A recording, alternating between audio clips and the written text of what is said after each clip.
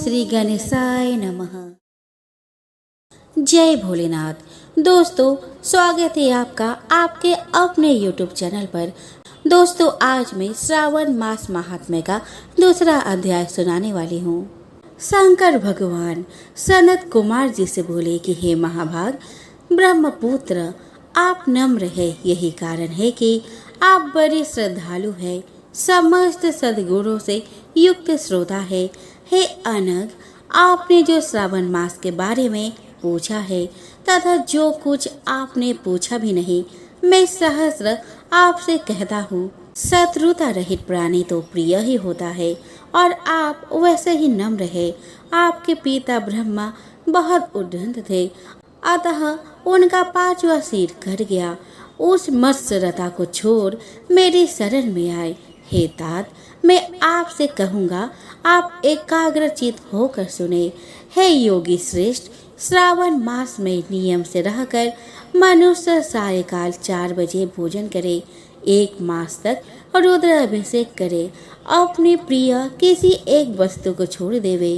पुष्प, फल, धान्य, तुलसी की मंजरी युक्त दल, बेल पत्रों से भगवान शंकर की लक्ष्य पूजा करे, कोटिलिंग अर्चना करे, ब्राह्मणों को प्रेम पूर्वक भोजन कराए, नियम का पालन करे, उपवास करे, पंचामृत से अभिषेक जो कि मुझे अति प्रिय है उसे भी अवश्य करे। इस श्रावण मास में जो जो क्रियाएं की जाती है वह सभी अनंत फलदायक होती है। हे मुनियों में श्रेष्ठ, इस मास में भूमि पर शयन करे, ब्रह्मचर्य का पालन करे, सच बोले, कभी भी व्रत रहित ना रहे, पत्तल में भोजन करे तथा व्रती साग मात्र का त्याग करे।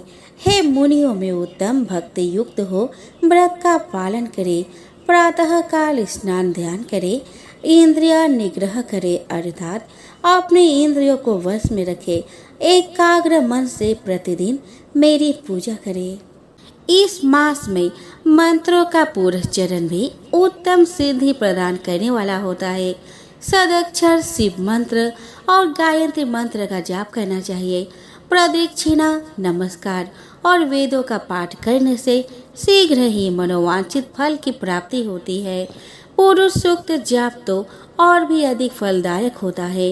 ग्रह यज्ञ, कोटि होम, लक्ष्य होम तथा अयुम होम करने पर श्रद्ध फल मिलता है और वांछित फल प्रदान करने वाला होता है। जो व्यक्ति इस मास में एक दिन भी व्रत से रहित व्यतीत करता है वह महाप्रलय तक घोर नरक में वास करता है।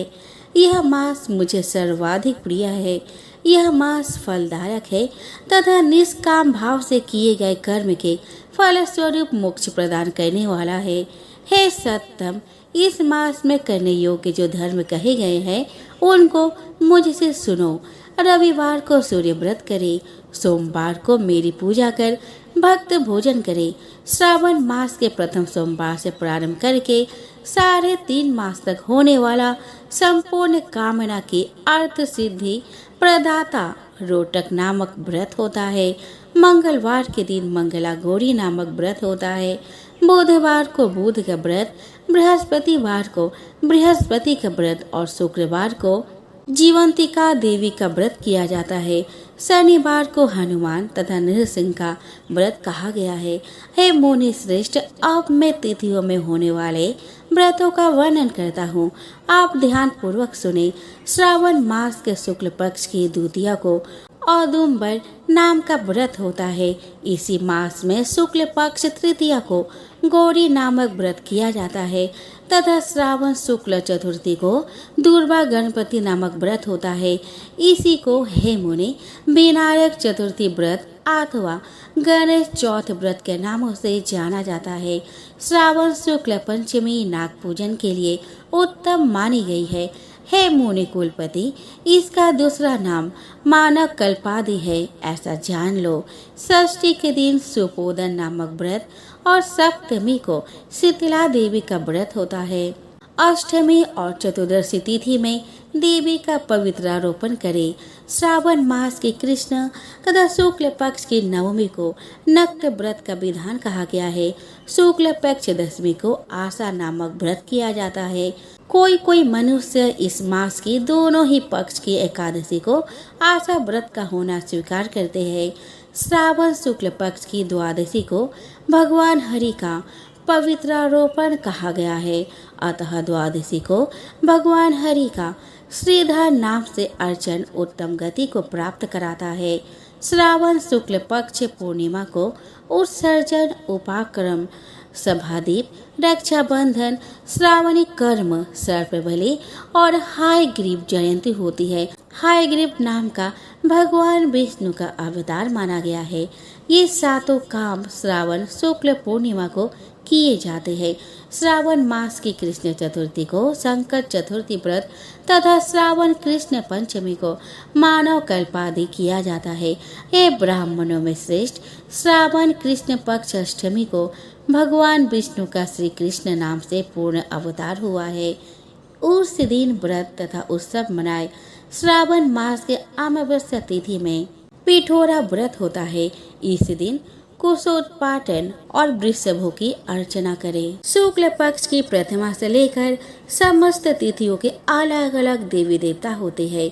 प्रतिपदा तिथि के अग्नि, द्वितीय के ब्रह्मा, तृतीय की गौरी, चतुर्थी का गणनायक, पंचमी के सर्प, षष्ठी के स्कंद, सप्तमी के सूर्य, अष्टमी तिथि के शिव है, नवमी की देवी दुर्गा, दसवीं के यम और एकादशी के विश्वदेव स्वामी है। द्वादशी के भगवान हरि, त्रयोदशी के कामदेव, चतुर्दशी के शिव और पूर्णिमा के चंद्रमा स्वामी है।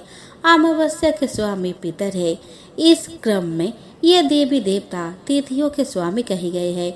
जिस देव की जो तिथि है उस तिथि को उस देवता की अर्चन करनी चाहिए, ऐसा कहा जाता है। हे मुनि श्रेष्ठ, इसी मास में प्रायः अगस्त्य का उदय होता है। मैं उस समय का वर्णन करता हूँ, आप एकाग्रचित होकर सुनिए। सिंह राशि पर सूर्य के संक्रमण दिन से 12 अंश 40 घटी बीत जाने पर अगस्त्य ऋषि का उदय होता है। अगस्त्य ऋषि के लिए 7 दिन पूर्व से ही अर्घ्य दे। 12 मास में सूर्य नारायण अलग अलग नामों से तपते रहते हैं। श्रावण मास में गभस्ती नाम से तपते हैं। सूर्य भगवान का पूजन उस मास में भक्ति से तत्पर हो करना चाहिए। श्रावण मास में साग का त्याग, भाद्रपद में दही, आश्विन में दूध और कार्तिक में दाल का त्याग करें। यह संपूर्ण विधान करने में यदि समर्थ न हो तो श्रावण मास में इन वस्तुओं का त्याग करने से सभी मनोवांछित फलों की प्राप्ति होती है। हे मान्य सज्जन ब्राह्मण, यह आपसे मैंने अति संक्षेप में उपदेश किया है। हे मुनि श्रेष्ठ, इस श्रावण मास में होने वाले व्रत और धर्मों का सब विस्तार रूप से वर्णन कई सौ वर्षों में भी करने में समर्थ नहीं है। भक्त मेरे प्रियतर्थ अथवा भगवान हरि के प्रियतर्थ संपूर्ण व्रतों का पालन करें। परमार्थ रूप से विचार करने पर आप मुझ में तथा हरि में कुछ भी भेद नहीं पाएंगे। मुझ में और हरि में कोई भेद नहीं है, ऐसा जानना चाहिए। जो प्राणी इसमें भेद की कल्पना करते हैं वे नरक के भागी होते हैं।